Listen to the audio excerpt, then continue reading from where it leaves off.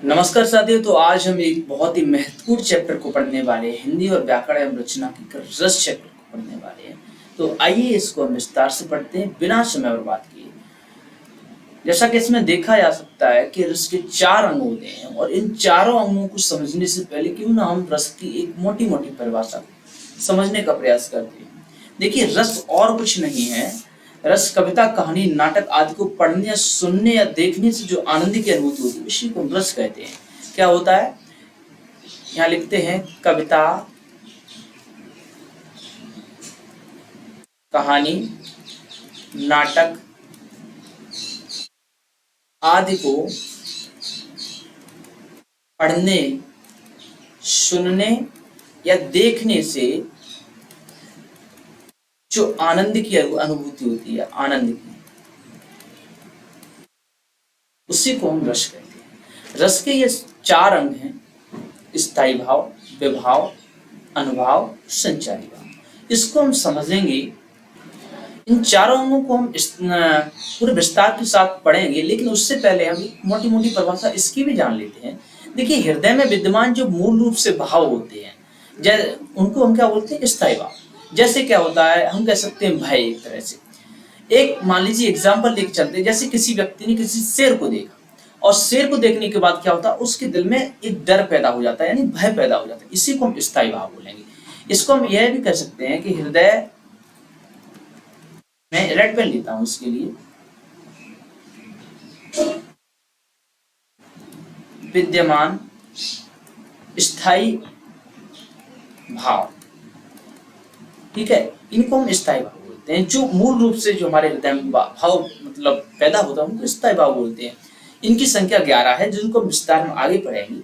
इसी के विभाव क्या होता है? जिन चीजों को देखकर हृदय में एक स्थायी भाव पैदा होता है, जिन चीजों को देखकर, जिन वस्तुओं को, व्यक्तियों को, परिस्थितियों को देखकर जो हृदय में एक स्थायी भाव पैदा होता है उसको हम विभाव बोलते हैं।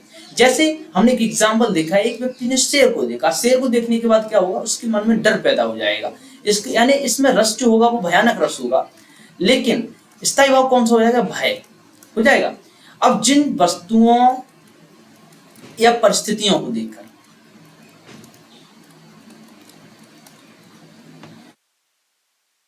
स्थायी भाव पैदा होता है उसी को हम विभाव बोलते हैं।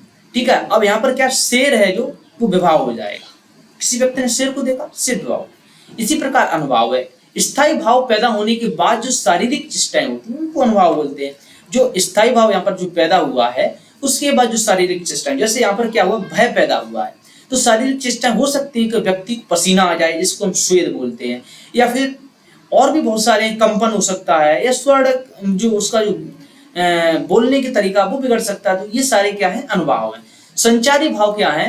ये देखिए कि ये एक अस्थायी, जो शरीर के अंदर अस्थायी मनोविकार होते हैं, अस्थायी मनोविकार, उनको हम क्या बोलते हैं?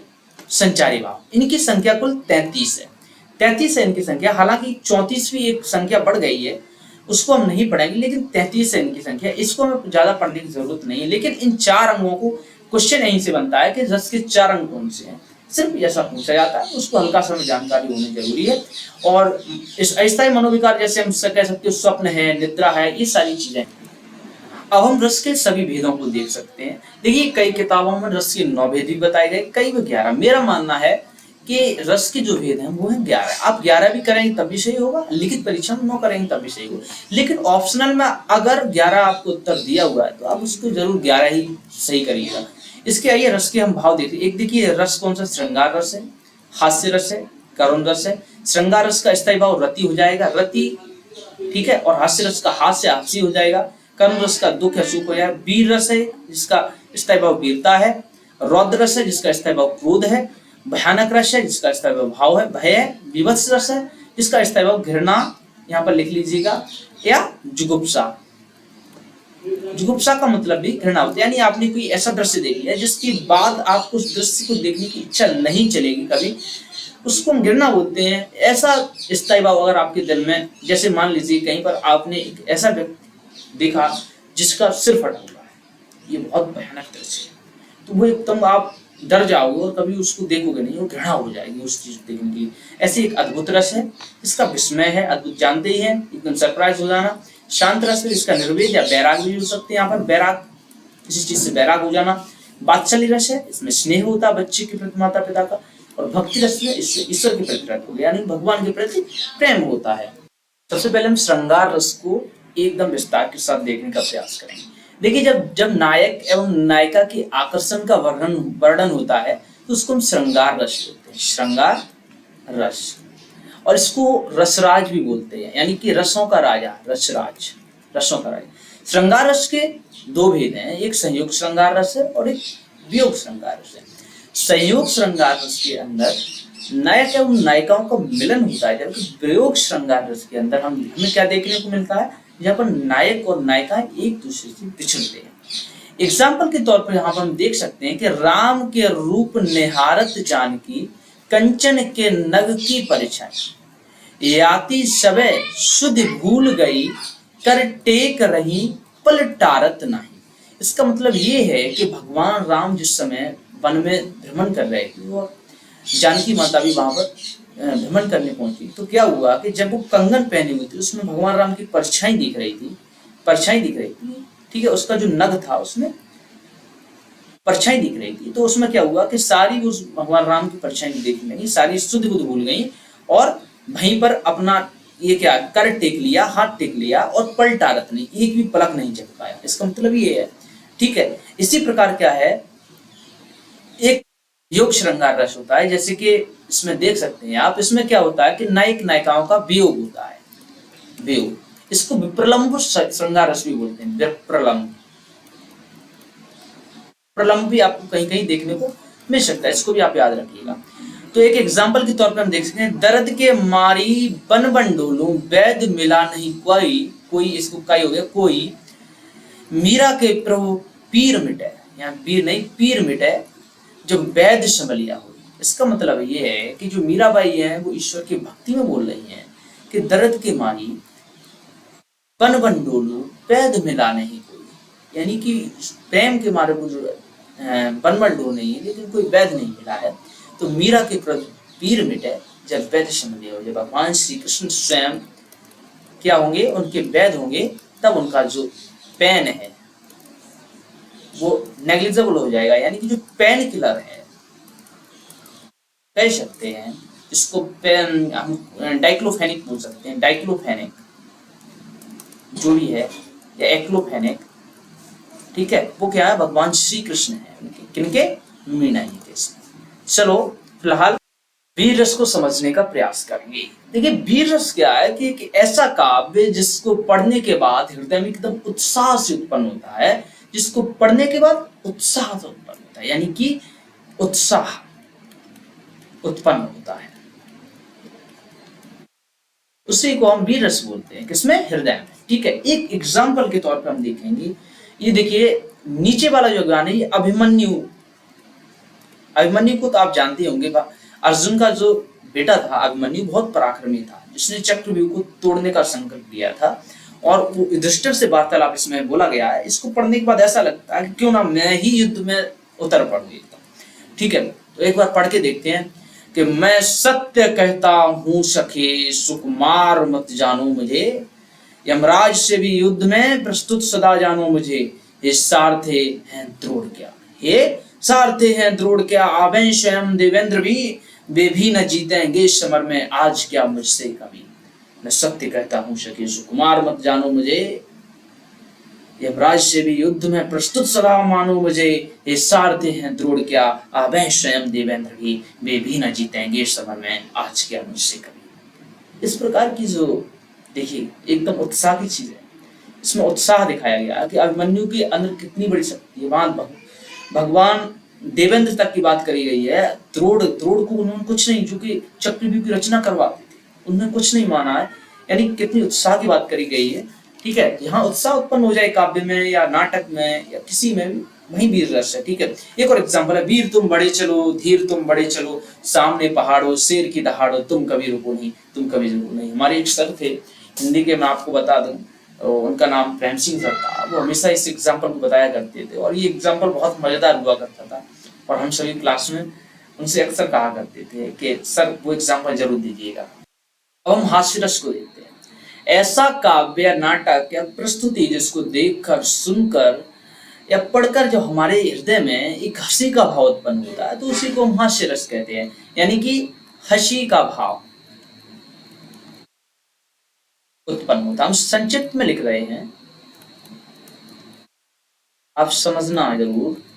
जैसे कि एग्जाम्पल है एक, कहा बंदरिया ने बंदर से चलो नहाने चलें गंगा, बच्चों को छोड़ें घर पर होने हुड़दंगा। कहा बंदरिया ने बंदर से चलो नहाने चलें गंगा, बच्चों को छोड़ेंगे घर पर होने दो हुड़दंगा।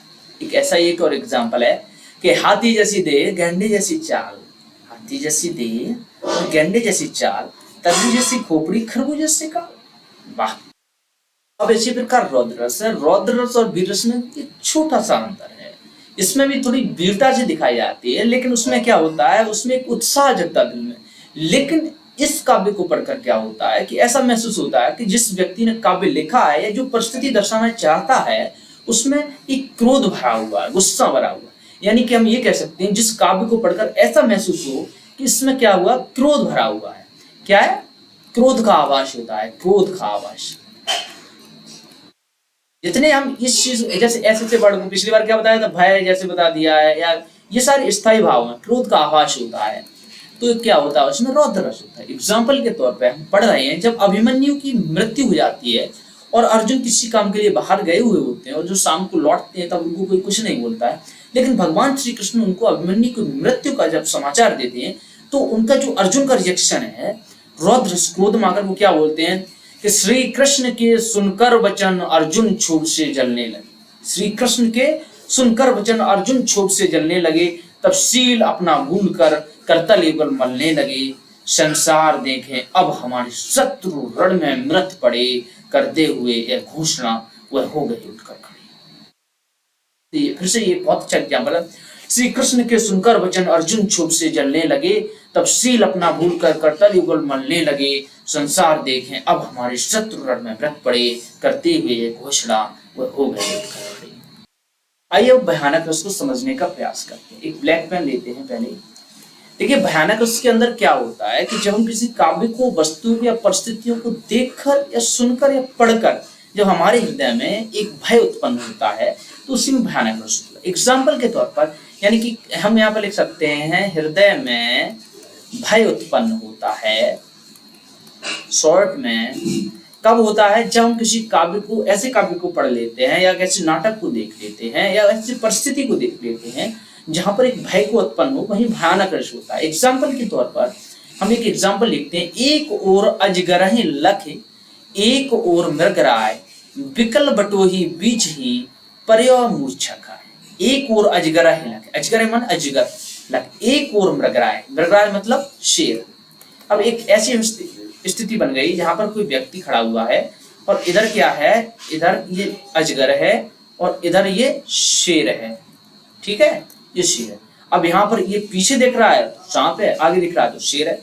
और यहाँ पर भी क्या होता है, यही डर की वजह से जो हृदय में एक डर उत्पन्न होता है, इसकी वजह से मूर्छित होकर गिर पड़ता है। तो यहाँ पर एक भयानक रस है।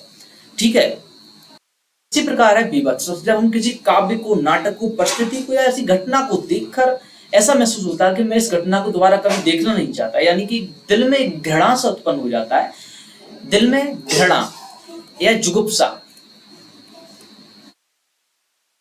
तो उसमें क्या होता है, बीभत्स रस होता है। एक एग्जाम्पल के तौर पर हम यहाँ देखते हैं कि सिर पे बैठो काग, आंख दो खात निकारत, खींचत जीभ स्यार, अतिथ्य आनंद और धारत। सिर पर बैठो काग, काग माने कौआ, कौआ, आंख दोनों दो खात निकारत, दोनों आंख, यानी कि एक मृत व्यक्ति कह सकती है, कोई भी चीज पड़ी हुई है, उसमें क्या होता है, उसके सिर पर कौआ बैठकर दोनों आंखें फोड़ फोड़ के खा रहा है।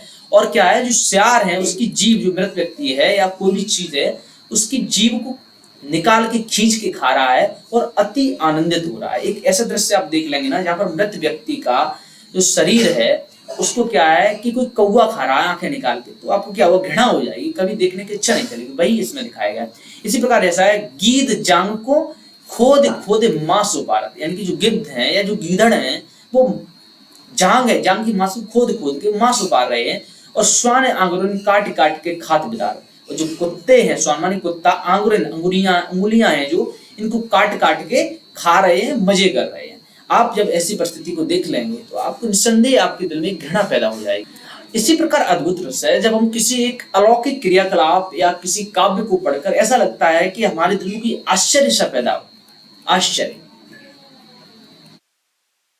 का स्थायी भाव क्या है? विस्मय। जब हमें विस्मय होता कि यार ये कैसे संभव है। ऐसी स्थिति जब हम किसी काव्य में, नाटक में या किसी प्रस्तुति में देखते हैं तो वहां पर अद्भुत रस होता है। हालांकि राइटिंग थोड़ा खराब है, लेकिन सोचता हूँ थोड़ा कंटेंट, वैसे भी मैं ज्यादातर फ्री सर्विस दे रहा हूँ यार, कोई व्यू वगैरह आ नहीं रहा है यूट्यूब पर, लेकिन बावजूद इसके मैं कंटेंट डाल रहा हूँ कि शायद कोई पढ़े और हो सकता है उसका भला हो जाए, या फिर जब कभी मुझे भविष्य में जरूरत पड़े तो मैं उठ के खुद का उठा के पढ़ लूंगा। यही मेरा उद्देश्य है। एक एग्जाम्पल के तौर पर देखते हैं कि बिनु पद चले, कोई व्यक्ति है बिनु पद यानी कि बिना पैर के चल रहा है, किसी के पैर ना हो कैसे चलेगा? संभव नहीं। चलो वो गाड़ी से चलता, वो मान ली। सुने बिनु कान, अब बिना कान के सुन रहा है, यार ये तो पॉसिबल नहीं। बिना पैर के चलता है व्यक्ति, ये तो मान सकता हूं, लेकिन बिना कान के कुछ सुन सकता है, ये संभव नहीं। आपको आश्चर्य होगा ना। कर बिन यानी कि हाथ के बिना, कर बिन कर्म, काम कर रहा, करे विधिनाना, और बिना हाथ के बिना कई तरह से कार्य कर रहा है। बिनु पद चले, सुने बिनु काना, कर बिनु कर्म, करे विधिनाना। एक एग्जाम्पल है, बढ़िया एग्जाम्पल है। आइए हम शांत रस को देखते हैं। इसको हम ऐसे समझ सकते हैं कि ऐसा काव्य, नाटक या प्रस्तुति जब कोई व्यक्ति उसको देख लेता, पढ़ लेता या सुन लेता, तब ऐसा महसूस होता है कि अब हमें इस दुनिया से कुछ बैराग कर लेना चाहिए, यानी कि कुछ निर्वेद की स्थिति पैदा हो जाती है। तो ऐसी स्थिति को क्या कहते हैं? शांत रस कहते हैं। हम ये भी कह सकते हैं कि जब व्यक्ति बहुत ज्यादा उछल रहा होता है, यानी क्या कर रहा होता है? उछल रहा होता है। राइटिंग बहुत है, गड़बड़ होगी आपकी, क्या है? हाथ चेंज करना पड़ेगा क्या? चलो दोबारा से लो। जब व्यक्ति उछल रहा होता है तब क्या होता है? कुछ इवेंट्स ऐसे घटित होते हैं जिसके बाद उसका जो जोश होता है वो शांत हो जाता है, उसी को शांत रस कहते हैं। हालांकि इसकी असल परिभाषा ये है कि जब किसी काव्य, नाटक या प्रस्तुति या फिर परिस्थिति को देखकर जब व्यक्ति के मन में निर्वेद या वैराग की भावना पैदा होती है तो उसको हम शांत रस कहते हैं। एक एग्जाम्पल के तौर पर यहाँ पर स्थायी भाव क्या हो गया? निर्वेद या वैराग भी कहीं लिख के आ जाए तो वो भी गलत नहीं होगा। अगर वैराग और निर्वेद दोनों लिखा तो उसमें निर्वेद ही आपको करना है, ठीक है। एग्जाम्पल है कि माटी कहे कुम्हार से तू क्या रूंदे मोए, एक दिन ऐसा आएगा मैं रूंदूंगी तो। एक एग्जाम्पल समझने वाली चीज है। माटी का काम क्या है? वो कुम्हार का काम क्या है कि माटी को रूंदता और बर्तन बनाता है। तो उस समय उसको एक ज्ञान आभास हुआ कि यार तू क्या मेरे को रूंद रहा है, कि one day will come when you will die and mix in this sand, इस मिट्टी में तू मिल जाएगा और मैं तुझे रूंदूंगी। समझ रहा है ना? यानी कोई किसी व्यक्ति का घमंड कभी चलता नहीं, इसका मतलब यही होता है। अगला एक और एग्जाम्पल हम इसको देखते हैं, वात्सल्य। जब माता पिता, हम कह सकते हैं माता पिता का बच्चे के प्रति जो प्रेम होता है, ठीक है, बच्चे के प्रति जो प्रेम होता है उसी को हम वात्सल्य रस बोलते हैं। इसमें क्या होता है कि इसका स्थायी भाव ये होता है, शरीर के अंदर कौन सा भाव पैदा होता है? वत्सलता, ठीक है। स्थायी भाव क्या है? वत्सलता। हम ये भी कह सकते हैं कि जब माता, एक ऐसा काव्य जिसमें माता और पिता का बच्चे के प्रति प्रेम दिखाया गया और उस काव्य को पढ़ने के बाद जब हमारे हृदय में वत्सलता पैदा होती है तो उसको क्या कहते हैं? वात्सल्य। जैसे एग्जाम्पल के तौर पर भगवान श्री कृष्ण जसोदा माई से क्या करते हैं? अपनी शिकायत करते हैं कि मैया मोरी दाऊ ने बहुत खिजाया। दाऊ उनके बड़े भाई थे, तो दाऊ ने बहुत खिजायो, मोसो कहत मोल की लीनो तू जसमत कब जाया। भगवान श्री कृष्ण क्या कहते हैं कि मैया यशोदा माँ से कि मुझे दाऊ बहुत परेशान कर रहे हैं, और वो कह रहे हैं कि बेटा तू तो मोल लिया हुआ है, तूने यशोदा माई ने तो तेरे को जन्म दिया नहीं, तू मोल लाया हुआ है। और इस बात से परेशान होकर भगवान श्री कृष्ण यशोदा मैया से क्या करते हैं? शिकायत करते हैं। एक और एग्जाम्पल है कि मैया मोरी मैं तो चंद्र खिलौना लय हूँ, मेरे को तो चंद्र खिलौना चाहिए भैया, कहीं से भी ला के दो, ठीक है। एक और एग्जाम्पल है कि मैया मोरी मैं कब माखन खायो, मैया मोरी मैं नहीं माखन खायो। इसमें भी वात्सल्य रस है। इसी प्रकार भक्ति रस। भक्ति रस के अंदर क्या होता है कि इसमें ईश्वर के प्रति अनुराग होता है। ईश्वर के प्रति क्या होता है? अनुराग होता है। ईश्वर के प्रति क्या होता है? अनुराग होता है। और इसका जो स्थायी भाव होता है वो क्या होता है, ईश्वर के प्रति रति, ये ठीक कर सकते हैं आप, ईश्वर के प्रति रति, ईश्वर रूपी रति हम कह सकते हैं। इसको हम अगर किताबी भाषा में बोले तो एक यही भी बोल सकते हैं कि जब किसी काव्य, नाटक या परिस्थिति को देखकर, सुनकर या पढ़कर ऐसा आभास होता है कि इसमें ईश्वर के प्रति अनुराग दिखाया गया है, ईश्वर के प्रति एक रति पैदा करता है, उसको हम भक्ति रस बोलते हैं। एग्जाम्पल के तौर पर राम जपु राम जपु राम जपु बाबरे, घोर भव निज नाव निज नाव। इसका मतलब ये है कि राम राम राम नाम जप बेटा, इसके अलावा कुछ नहीं। घोर भव नीर निध, यानी कि जब तू पानी में डूबता होगा ना, पानी में डूब रहा होगा, तब नाम निज नाव रे, जो भगवान राम का नाम ले रहा है वो निज नाव होगी, खुद की अपनी एक नाव होगी उस समय के लिए, यानी कि बेड़ा पार सिर्फ भगवान राम ही कर सकते हैं। क्या सारे हो गए ना? नहीं, एक और रस बचा, अभी एक और रस बचा है। इसी प्रकार करुण रस, इसमें क्या होता है कि अपनी जो प्रिय व्यक्ति या वस्तु है वो हमेशा हमेशा के लिए जब बिछुड़ जाता है, यानी कि उससे मिलने की आशा कितना हो जाता है, 0% हो जाती है, 0%, उसमें करुण रस होता है। ठीक है, इसका स्थायी भाव शोक है, हम दुख भी कह सकते हैं इसका। एग्जाम्पल के तौर पर हम देख सकते हैं, इसका पहला हम एक किताबी परिभाषा देख सकते हैं कि एक ऐसा काव्य, एक ऐसा नाटक या एक ऐसी परिस्थिति जिसको पढ़ने, देखने या सुनने के बाद दिल में एक शोक की भावना पैदा होती है, यानी दिल में एक दुख की भावना, स्थायी भाव पैदा होता है, तो वहां पर करोड़ रस होता है। एग्जाम्पल के तौर पर कि धोखा न दो भैया मुझे, इस भांति आकर के मझधार में मुझको बहाकर तात जाते हो। एग्जाम्पल फिर से पढ़िएगा कि धोखा न दो भैया मुझे, इस भांति आकर के यहाँ मझधार में मुझको बहाकर तात जाते हो। इसका एक मीनिंग भी है जिसको मैं नहीं बताऊंगा। अगर किसी को समझ में आए तो कमेंट बॉक्स में जरूर बताएं, और अपना नंबर भी साथ में पेस्ट करिए। जिस दिन मेरा ये यूट्यूब चैनल मोनेटाइज होगा, मैं उसको पर्सनली कॉल करके उसको कुछ इनाम दूंगा, नियर अबाउट 500 रुपीज। आपको रस पढ़कर कैसा लगा आप मुझे कमेंट बॉक्स में जरूर बताइएगा। इसी के साथ साथ प्लीज सपोर्ट अस। इसको तैयार करने में मुझको तो थोड़ा समय लगता है, और जिस नए टॉपिक पर आपको कुछ भी जरूरत हो, आप निसंदेह एक कमेंट छूटेगा, एक कमेंट का भी मैं जवाब जरूर दूंगा। इसी के साथ साथ थैंक यू।